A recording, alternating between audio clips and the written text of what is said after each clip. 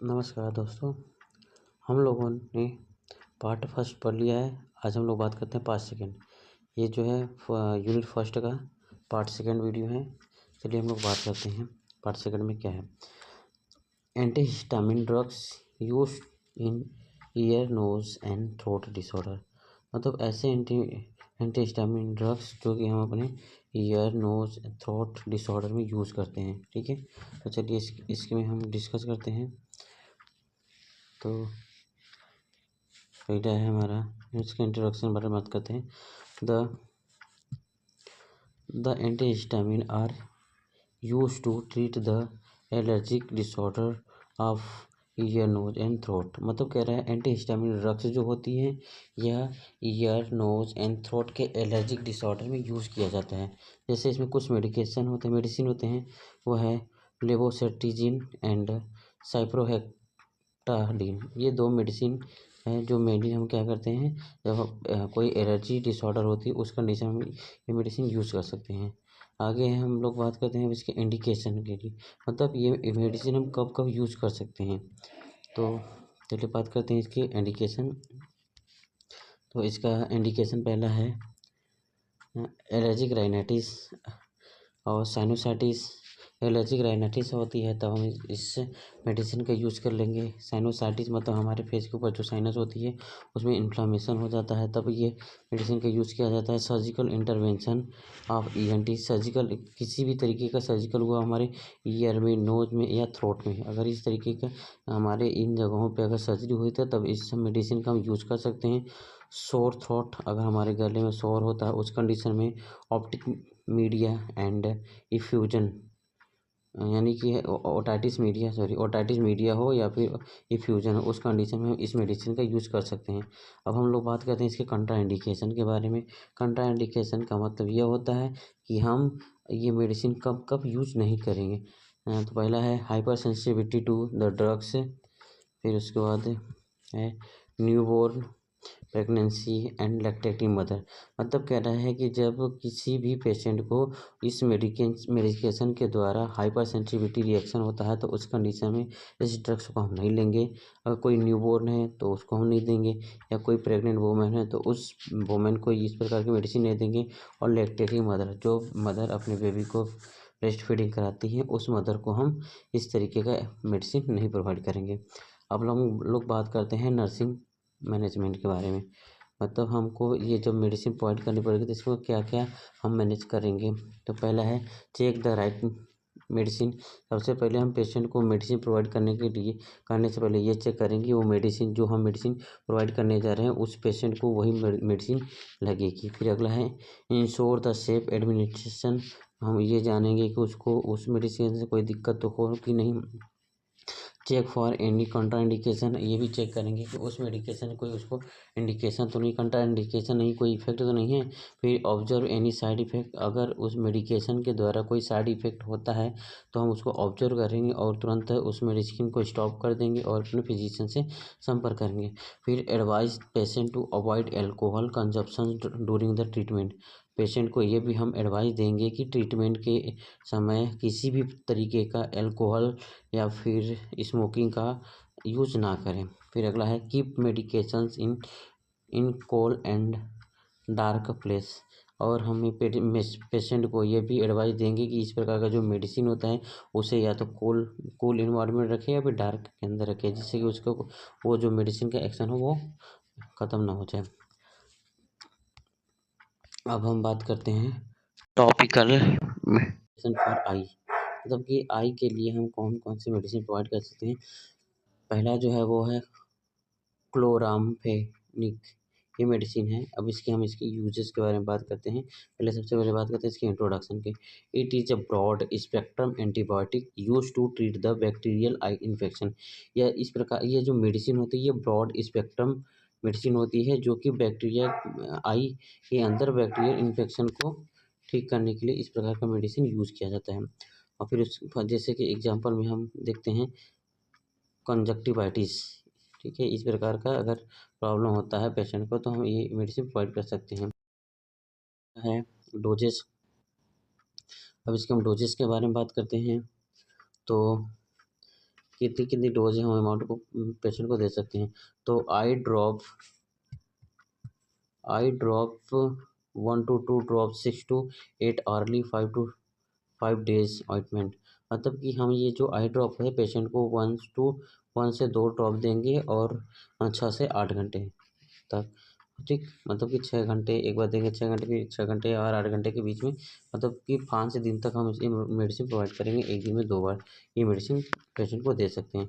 It use to every 3 to 4 hourly for the day. यानी कि इस मेडिसिन का यूज़ हम क्या करते हैं, दिन में 3 से 4 घंटे में डेली लेते रहेंगे 5 दिन तक।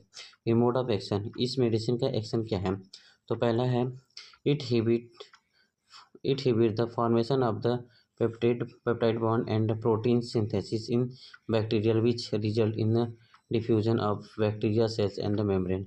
मतलब कह रहा है कि ये जो मेडिसिन होती है वो क्या करती है, inhibit the formation of the peptic bond. ये क्या करता है, पेप्टिक बॉन्ड्स के साथ बाइंड कर जाती है एंड प्रोटीन सिंथेसिस, और प्रोटीन का सिंथेसिस करती है और बैक्टीरिया का जो मेम्ब्रेन होता है, सेल मेम्ब्रेन होती है, उसको क्या करता है, वो रैप्चर करने का काम करती है, जिससे बैक्टीरिया को किल करने का काम करता है और अपना एक्शन वहाँ पे जाके।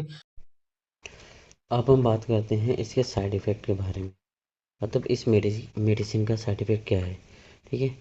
तो पहला जो इसका साइड इफ़ेक्ट है ये है ब्लड विजन जो होता है, जो हमारे देखने की क्षमता होती है वो ब्लर कर देता है बहुत धुंधली चीज़ें। कोई ईचिंग होती है, ईचिंग मतलब खुजली सी फील होती है, उछली होती है, फिर इस स्टिचिंग पिंचिंग जैसा फील होता है, फिर डिजीनेस होता है, रेडनेस इन आई के अंदर रेडनेस होती है, burning sensation in I and I के अंदर बर्निंग सेंसेशन फील होता है।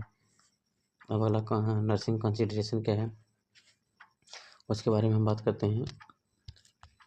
तो हमारा नर्सिंग कंसिडरेशन है check the patient right and medication. सबसे पहले हम पेशेंट के राइट एंड उसकी मेडिकेशन को चेक करेंगे। फिर check for any contraindication of drugs, और ये भी चेक करेंगे उस मेडिकेशन का कोई कंट्राइंडिकेशन तो नहीं है।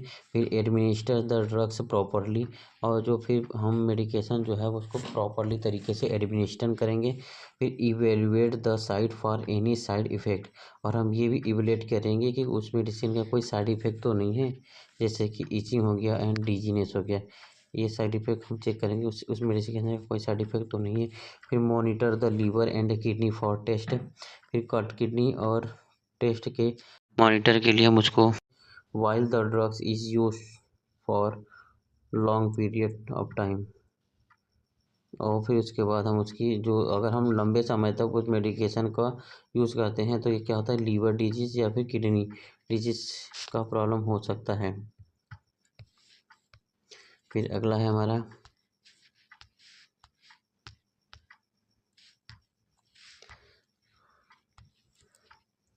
नर्सिंग मैनेजमेंट है। Advice the patient it is avoid contact lenses during the treatment, clean the head before administer the drugs.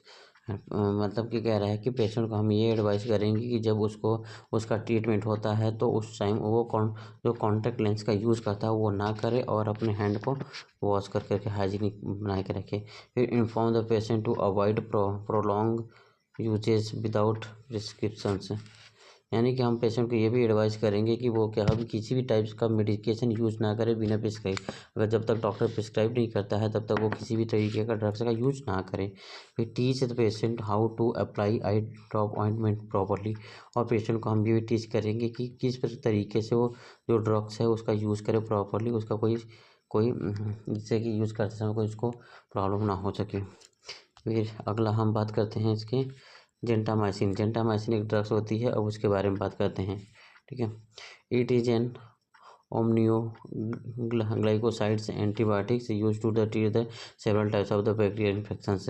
यह जो होता है एक टाइप्स का एंटीबायोटिक होती है जो कि अनेक प्रकार के बैक्टीरियल इन्फेक्शन को ट्रीट करता है। फिर इंडिकेशन, अब इसकी इंडिकेशन क्या है, मतलब क्या क्या काम करता है हम दे सकते हैं। बैक्टीरियल कंजक्टिवाइटिस, अगर किसी तरीके का बैक्टीरियल कंजक्टिवाइटिस होता है तब हम इस प्रकार का मेडिसिन प्रोवाइड कर सकते हैं। फिर ओलियोफेराइटिस का मतलब होता है इन्फ्लामेशन ऑफ द आईलिड, यहाँ पे आई लीड है। अगर हमारे आई लीड के अंदर किसी भी तरीके का इन्फ्लामेशन होता है तब हम उस कंडीशन में इस प्रकार के मेडिसिन को प्रोवाइड कर सकते हैं। फिर अगला है हमारा डोजेस। इसकी डोजेस फॉर्म कितनी कितनी होगी। तो पहला इसका डोजेस है ऑइंटमेंट हम क्या करें 0.3% 8 to 8 कह रहा है कि 0.3% इस मेडिसिन का यूज़ करेंगे और 5 दिन तक यूज़ करेंगे 4 से 5 घंटे पे। फिर उसके बाद आई ड्रॉप्स क्या है 2 drops in affected I 6 hourly till assassin of the symptoms. जब तक सिम्टम सही नहीं हो जाती है तब तक हम 2 ड्रॉप क्या करेंगे उसको प्रोवाइड करते रहेंगे 7-6 घंटे तक। फिर इसका नर्सिंग कंसिडरेशन। अब हम नर्सिंग कंसिडरेशन क्या क्या यूज़ करेंगे मतलब नर्सिंग मैनेजमेंट क्या क्या यूज़ करेंगे। Contact lens during the treatment. Patient को हम ये एडवाइस करेंगे कि अगर वो जब ट्रीटमेंट करा रहा है तो उस टाइम किसी भी तरीके का कॉन्टैक्ट लेंस का यूज़ ना करें। फिर इसके बाद instruct to clean the hand before administer drugs. किसी भी तरीके का ड्रग्स यूज़ करने से पहले हम पेशेंट को ये अपना हैंड को वॉश कर ले। फिर informs immediately in case any side effect. अगर किसी तरीके का कोई साइड इफेक्ट होता है तो वो तुरंत इमीडिएटली इन्फॉर्म करे। Teach patient how to handle eye drop. और पेशेंट को हम ये टीच करेंगे कि जो भी ड्रग्स है वो कैसे उसको हैंडल करें।